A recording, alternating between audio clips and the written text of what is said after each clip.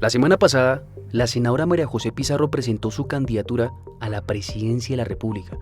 Con una campaña que se propone sumar para que el cambio continúe, María José se lanzó al ruedo para ser parte de una consulta entre los precandidatos del Pacto Histórico. De esta consulta también harán parte Gustavo Bolívar, Susana Muhammad, Carolina Corcho y suenan nombres como el Diván Cepeda y Gloria Inés Ramírez.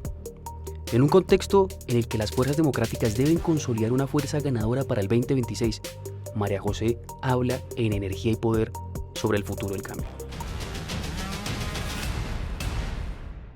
La llegada de un gobierno de cambio a nuestro país implica la transformación de una serie de políticas, de leyes, algunas también medidas que se pueden implementar a través del Ejecutivo. Pero las reformas que deben pasar por el Congreso han tenido un intenso debate. No todas las reformas han pasado. Algunas, ya como la reforma pensional, la reforma laboral y la primera reforma tributaria, ya tuvieron debate en el Congreso. Durante este último periodo legislativo tuvimos ese intenso debate en el Congreso y el país conoció de todas estas propuestas como la consulta popular. Hay otras transformaciones como la transición energética justa, como la reforma agraria, como la implementación del acuerdo de paz, que se han venido consolidando, implementando por parte del gobierno nacional y que recientemente en el discurso del presidente el 20 de julio se ha dado cuenta de algunos de estos avances. Sin embargo, este debate en el Congreso ha sido muy importante, las reformas para el cambio. Por eso, en el programa de hoy vamos a hablar acerca de este tema, las reformas para el cambio en energía y poder con la candidata presidencial María José Pizarro.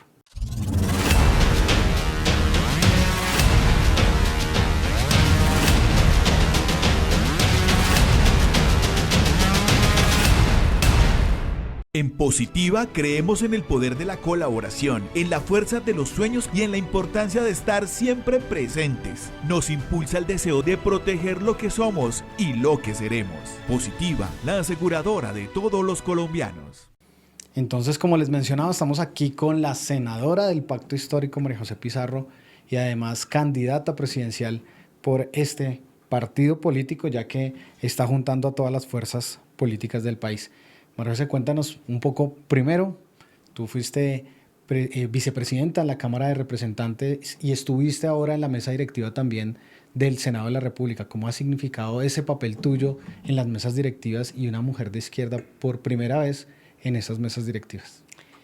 Pues bueno, un saludo a todas las personas que siguen Energía y Poder, del cual aprendemos mucho, que tiene invitados, invitadas que nos permiten ampliar la mirada sobre temas coyunturales, pero también sobre un tema que no se habla tanto, del que tal vez no se conoce demasiado, que es muy técnico, pero sí muy coyuntural y creo que las reflexiones que deben estar dando las nuevas generaciones alrededor de la energía. Entonces, feliz de estar aquí con ustedes y de la transición energética.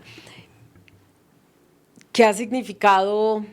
Casi que la pregunta me lleva a qué ha significado el paso por el Congreso de la República, no solamente por las mesas directivas, pero si nos centramos en eso, como lo decía inclusive en la Convención del Pacto Histórico, el camino para una mujer no es sencillo, pero para una mujer progresista es aún más difícil, y sobre todo en escenarios como el Congreso de la República, que tienen unas dinámicas de poder, de relacionamiento, es casi como un ecosistema que se ha construido para desconocer o más bien homogenizar una forma de conversación, un estilo, etcétera. Y por supuesto que llegue el progresismo con toda su diversidad, que llegue a través del progresismo sectores que no siempre tienen voz en el Congreso de la República, con sombreros, colores, ruanas, todo eso de entrada pues ya cambia la estética del Congreso. Y yo creo que eso inclusive les ha sorprendido un poco a ellos. Han tenido que aprender a relacionarse estos hombres encorbatados, de gris, con estéticas, regiones, voces diversas, lenguajes incluso diferentes, pero una mujer en una mesa directiva y una mujer progresista no le suena demasiado. Cuando estuve en la segunda vicepresidencia de la Cámara de Representantes, representé a toda la oposición, tampoco éramos demasiados. Era una bancada pequeña, ¿cuántos eran en ese momento? Pues, sumando a los verdes llegábamos a hacer una bancada un poco más grande, pero del sector progresista, 4, 5, tal vez 7, juntando como a los más progresistas del sector verde, pero pues pasamos de 7 a 30.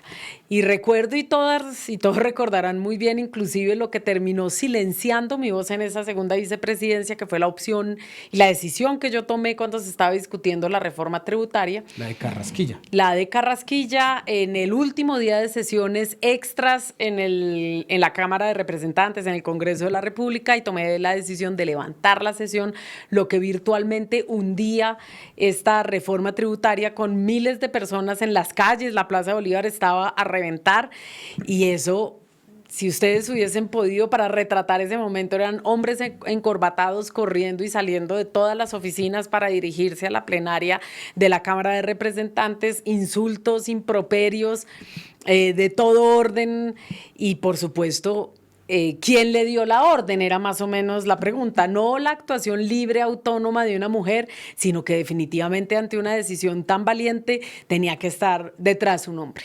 Y eso, pues por supuesto, fue un relato al interior, inclusive de los sectores alternativos, y por supuesto, pues la narrativa en los medios y dentro de los mismos corrillos del Congreso de la República.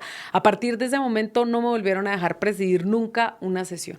Eso fue estando en la oposición. En la oposición y en pandemia. No pude hacerlo, me bloquearon, inclusive a pesar de que yo estaba en el recinto en plena pandemia, de que nos demandaron por exigir que los congresistas cumpliéramos nuestras labores como lo hacían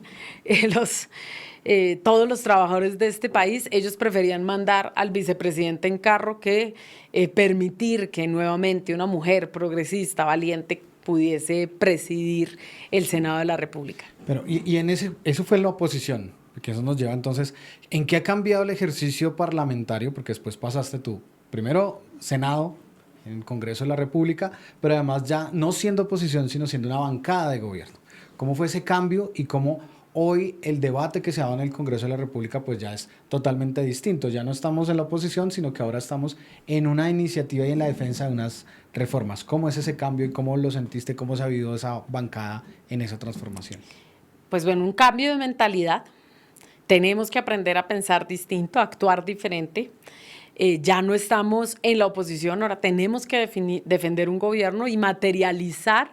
Además, el éxito no es pues estar en la confrontación constante obligatoriamente, sino el éxito es que pasen las reformas y que pasen las iniciativas de gobierno y que el plan de gobierno sea una realidad para toda Colombia. Ese es el éxito real. Entonces implica un cambio de mentalidad, un cambio de estilo, implica que si tú vas frontalmente al ataque, como generalmente se puede hacer desde la oposición, tú en este caso no puedes hacerlo, tienes que calcular muy bien todos los movimientos, porque si no, lo que tienes es una reacción por parte de ese mismo Congreso encorbatado, gris, masculino, a pues las iniciativas de gobierno. Y eso ha implicado un cambio de mentalidad, eso es lo primero. Lo segundo, que pasamos de ser una bancada de amigos, pequeña, que nos podamos reunir en el salón, en la sala de una casa, a ser 50 congresistas, a intentar construir unos mínimos de disciplina, de defensa, de estrategias parlamentarias que nos permitan sacar estas iniciativas con éxito, de dialogar con un gobierno, de habitar espacios diferentes. Nunca habíamos entrado a un ministerio y de repente entrar a los ministerios, de alguna manera hacer generar una conversación con esos otros compañeros que ahora están desde el gobierno. A veces no son compañeros, inclusive a veces es gente con la que tal vez teníamos diferencias políticas, pero tenemos que conversar, y todo eso hace que creo que la mirada misma sobre nosotros mismos, sobre el progresismo, sobre la izquierda, haya cambiado y haya cambiado para siempre. Yo lo he dicho repetidamente, la izquierda del 2022 no es la izquierda del 2026. Estos 4 años nos han transformado profundamente. Nos han cualificado. Y bueno, entonces tú llegaste a ser vicepresidenta de la Cámara de Representantes por la oposición.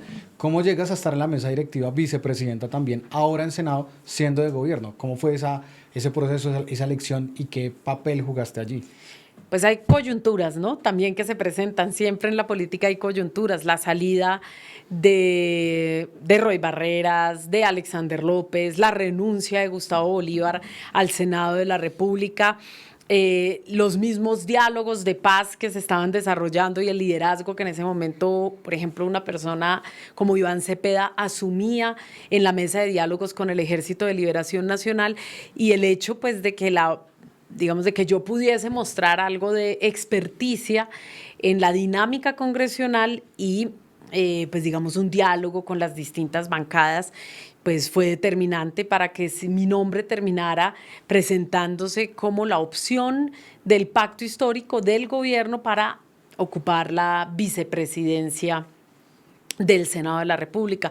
La primera vez que una mujer ocupa desde los sectores de izquierda ese espacio en una mesa directiva. Ahí, claro, el primer presidente de izquierda fue Alexander López un mes. Por supuesto, Roy Barreras había estado allí, pero no es un hombre de izquierdas ni el progresismo, es cercano, es aliado al progresismo. Y pues yo llego a ocupar ese espacio con todo lo que eso implicaba.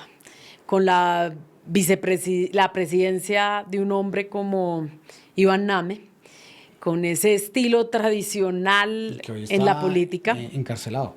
Que hoy está en la picota, cuestionado por corrupción,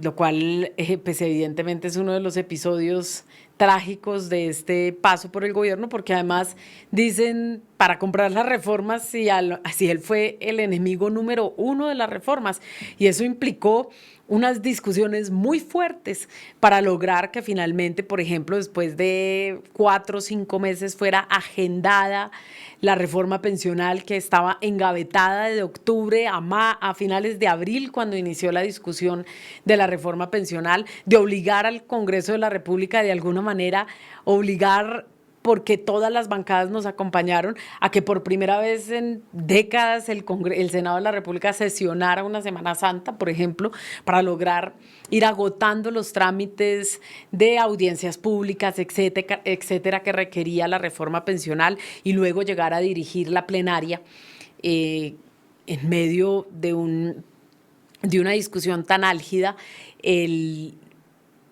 Iván Name saliéndose junto con Didier Lobo, que era el segundo vicepresidente, para romper el quórum, para evitar que el quórum pudiese conformarse, 16 sesiones para lograr que pasara la reforma pensional y manejar pues esos ritmos, esas tensiones al interior de la plenaria, las discusiones, y que finalmente no nos pudiesen acusar de antidemocráticos, que no nos pudiesen acusar de que no habíamos permitido el debate, y que ese tránsito se agotara en el Senado a costo inclusive de algo que terminó sucediendo, y es que se acortaran dramáticamente los tiempos para la discusión en la Cámara.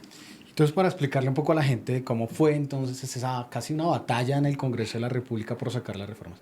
Hoy, ¿cuál es el saldo de esas reformas? ¿Cuáles reformas para el cambio de nuestro país han pasado por el Congreso, que ya son ley de la República? ¿Y qué costó o cómo fue esa batalla para lograr que esas reformas pasaran y que efectivamente se conviertan hoy en herramientas para el cambio en el país? Pues bueno, hay un saldo positivo en algunas reformas y unas leyes que yo creo aunque no sean reformas, hay que enunciarlas. La primera, pues la reforma tributaria, una reforma tributaria que es una reforma progresista, que busca gravar los altos capitales, que busca no castigar a los sectores populares, a las clases medias, que artículos importantísimos que traía la reforma tributaria incluso se fueron cayendo más adelante, hubiesen permitido una financiación, digamos que esta crisis fiscal que hoy estamos viviendo pudiese solventarse de una manera diferente.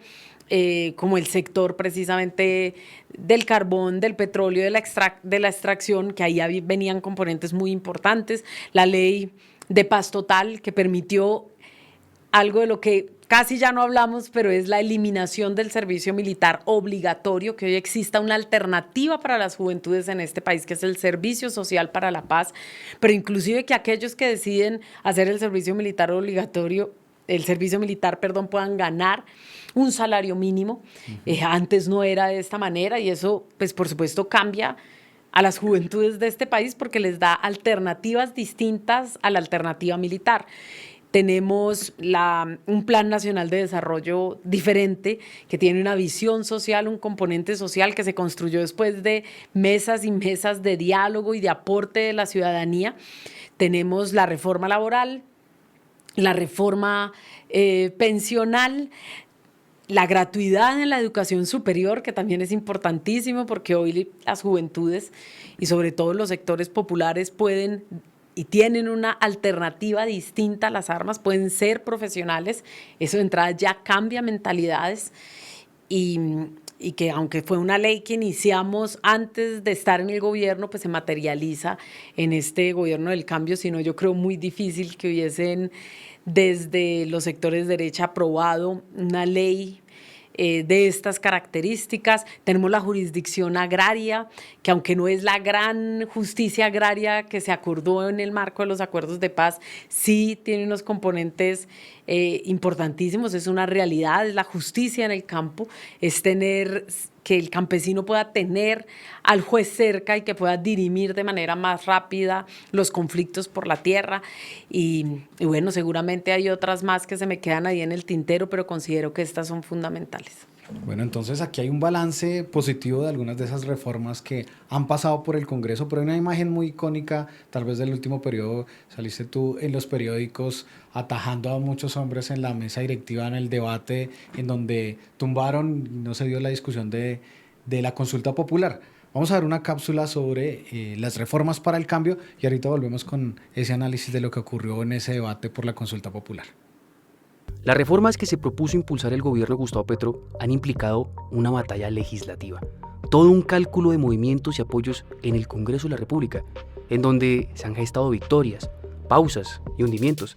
Pero más allá de la aritmética parlamentaria, estas reformas abrieron otro frente decisivo, el del sentido común, sobre lo que significa, claro, el cambio.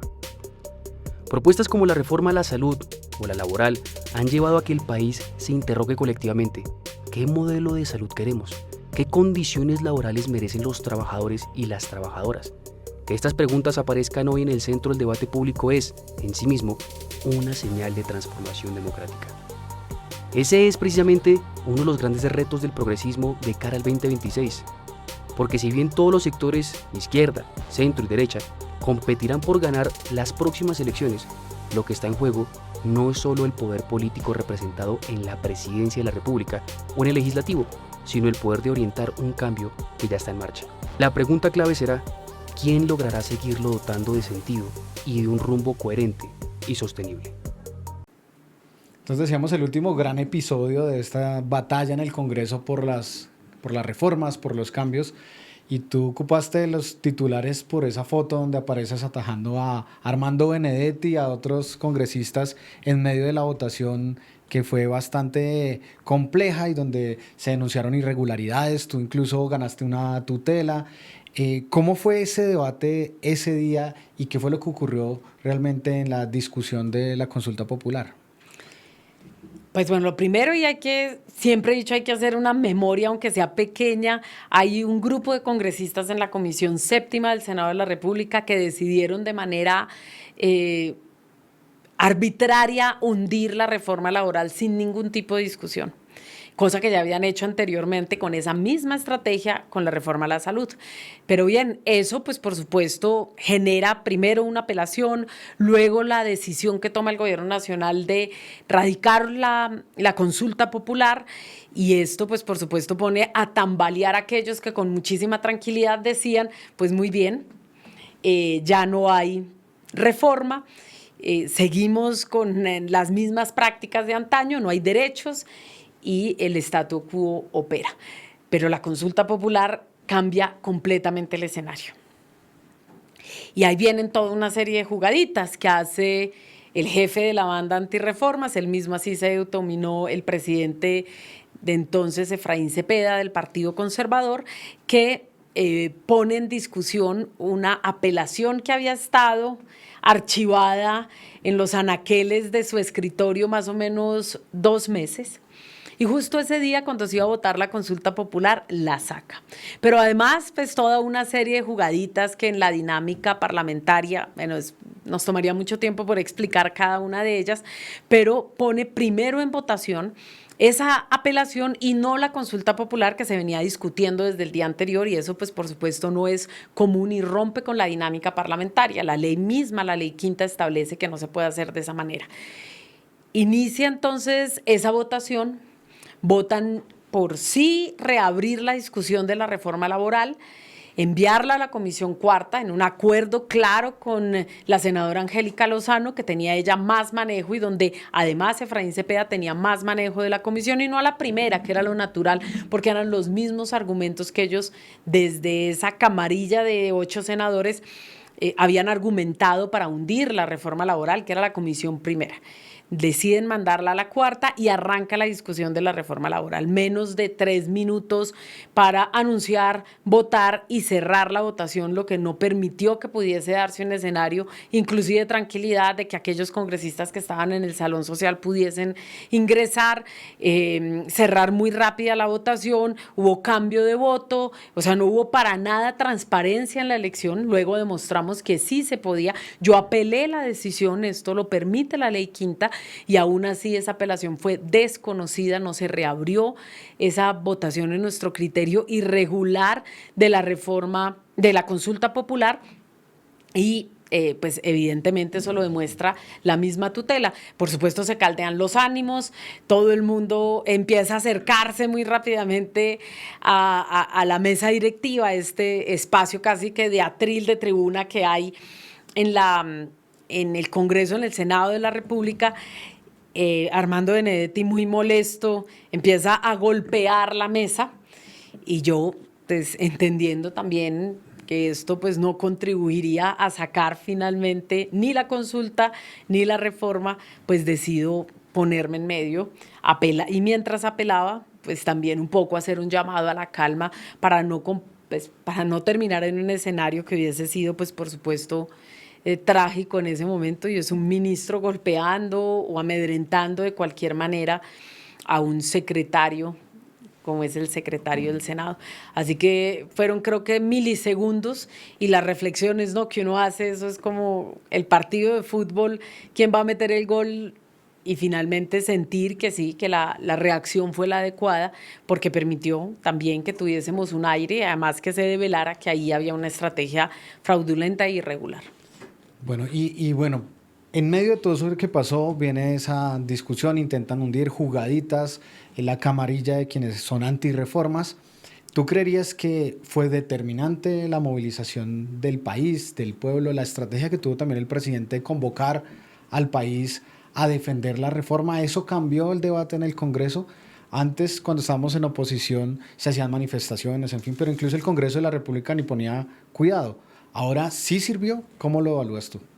Completamente, fue determinante. Sin la movilización de la gente no habría, ni habrían revivido la reforma laboral, y hoy no tendríamos derechos recuperados para millones de trabajadores en Colombia, para las próximas generaciones, ni habríamos tenido inclusive la posibilidad de presentar una consulta popular. Lo que dijeron las calles en estas movilizaciones inmensas, creo que las más grandes en este gobierno, en estos 3 años de gobierno, la Plaza de Bolívar llena ese 1 de mayo, y además los resultados de las encuestas que daban una favorabilidad absoluta a la consulta, y además a cada una de las preguntas estaba valorada por encima del 70%, creo recordar yo. Seguramente habían algunas que tal vez estaban muy abajo, pero ese era más o menos el promedio, y por lo tanto había un apoyo popular de la gente, tanto aquella que se movilizaba en las calles como aquella que fue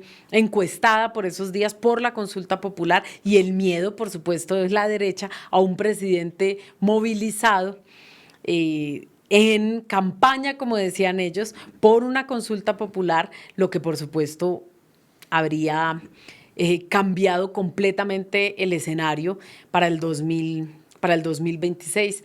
Así que ellos también, muy hábilmente, hay que reconocerlo, tumban la consulta popular, pero pues el logro mayor, el legado de este gobierno, una reforma laboral que restaura derechos. Creo que en este periodo lo que se instaura es algo inédito, tal vez no lo recuerdo, una alianza entre la bancada y la movilización social popular que respaldó la consulta y que finalmente, a pesar de que no lo querían discutir, logró sacar adelante estas reformas y logró sacar esta última que es fundamental para recuperar los derechos de la gente. Pero queda el último año de este Congreso y voy a hacerte dos preguntas de una vez. ¿Va a pasar algo en este último año? ¿Van a haber algunas reformas? ¿Es posible que la reforma a la salud pase? Otras reformas que se han anunciado como leyes de sometimiento, reforma a la justicia, algunos de estos temas en este último año. Y con esta experiencia, habiendo estado en oposición, ahora bancada de gobierno, ¿qué moraleja nos deja para el 2026 frente a la apuesta que tenemos de tener una nueva bancada? Lo primero, tenemos que ganar las elecciones en el 2026 y esto no es potestativo. Esto debemos hacerlo, debemos lograrlo, no hay opción, no hay alternativa alguna a ganar las elecciones en el 2026 y eso tenemos que dejarnos allí vida, cuerpo y corazón en lograr un segundo gobierno progresista, profundizar el cambio y profundizar las transformaciones en Colombia.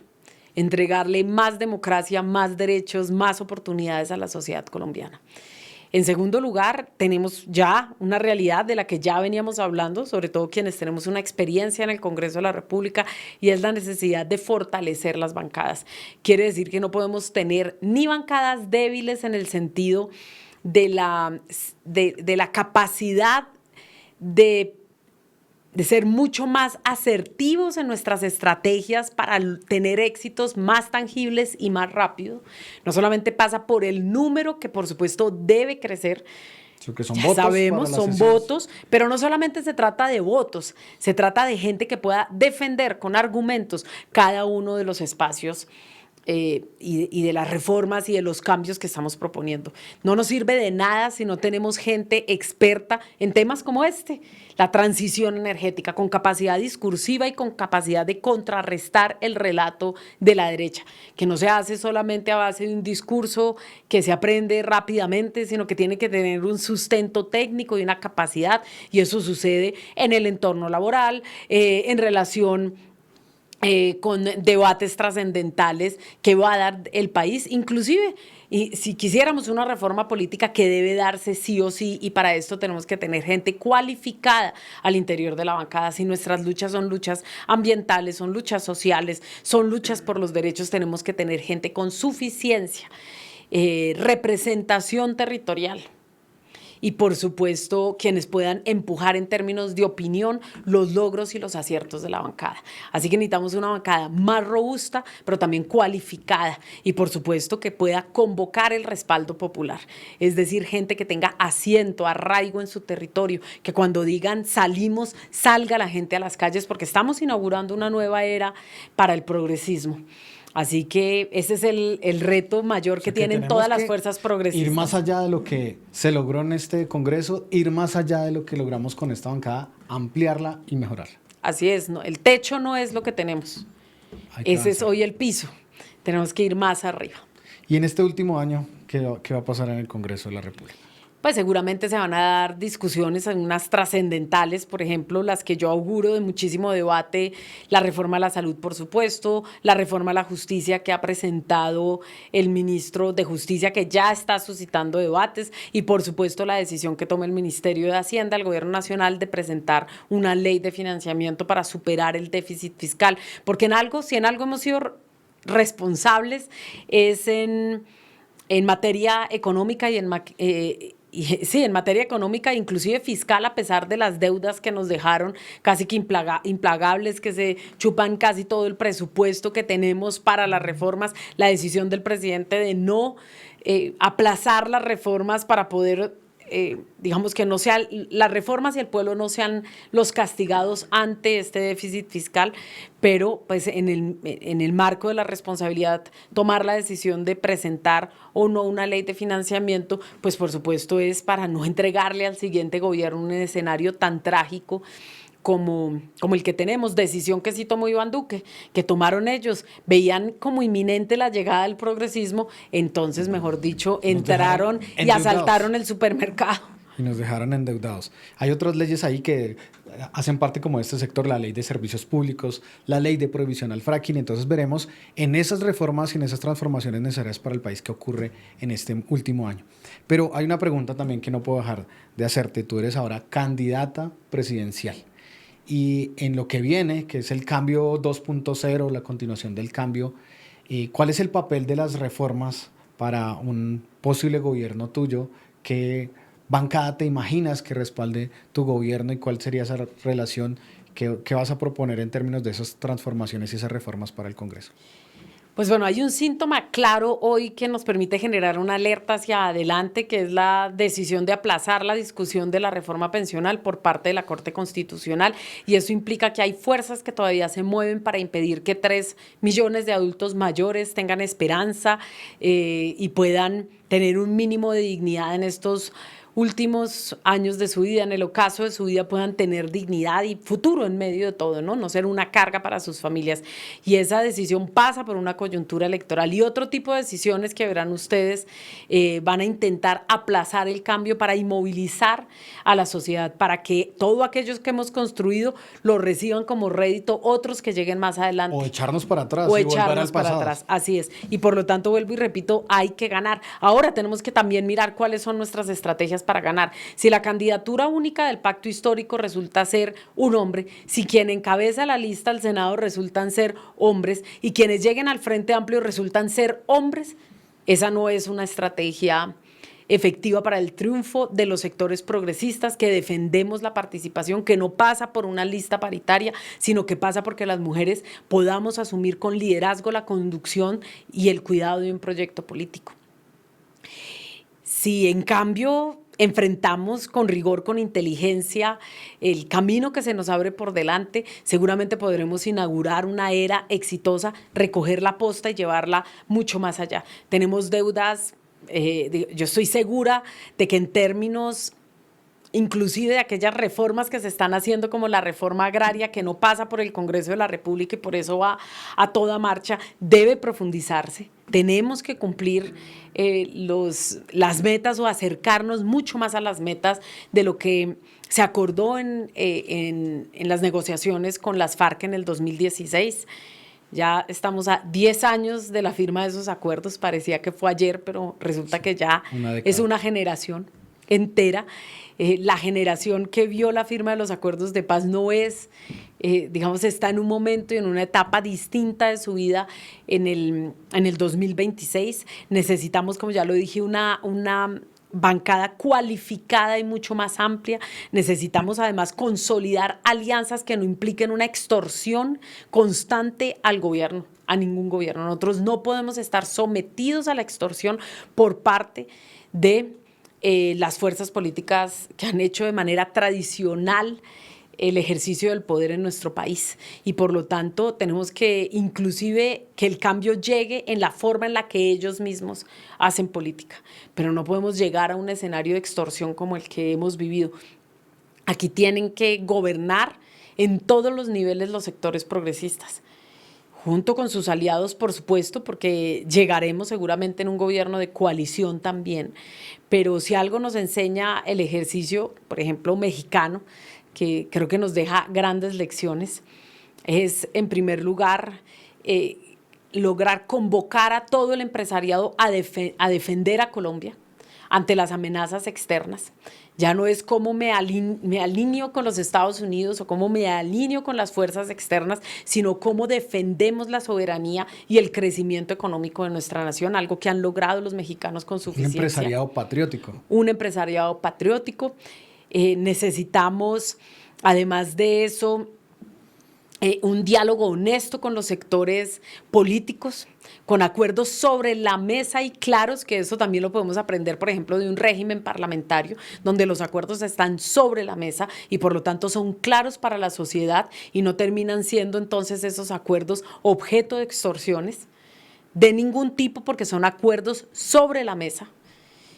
tenemos que transparentar los acuerdos que se realizan y eso permite que no exista la especulación, además aupada por las CATIs, por ejemplo, por estos sectores supuestamente independientes que ponen siempre en duda unos acuerdos que no siempre, porque no siempre están sobre la mesa de cara al país, que se hacen con otras fuerzas políticas.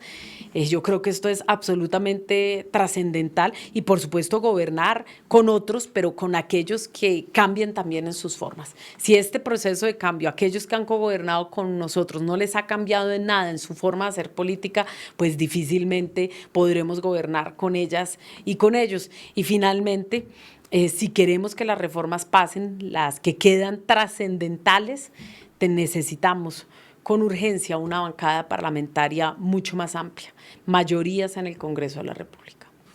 Bueno, tenemos entonces una agenda de reformas, de transformaciones que van a continuar en nuestro país.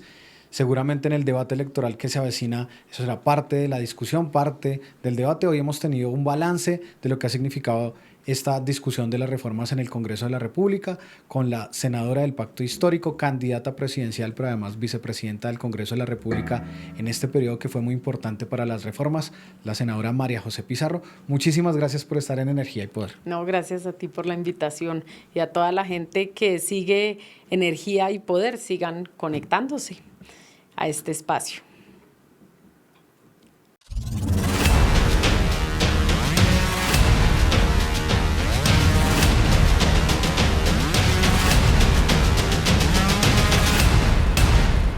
En Positiva creemos en el poder de la colaboración, en la fuerza de los sueños y en la importancia de estar siempre presentes. Nos impulsa el deseo de proteger lo que somos y lo que seremos. Positiva, la aseguradora de todos los colombianos.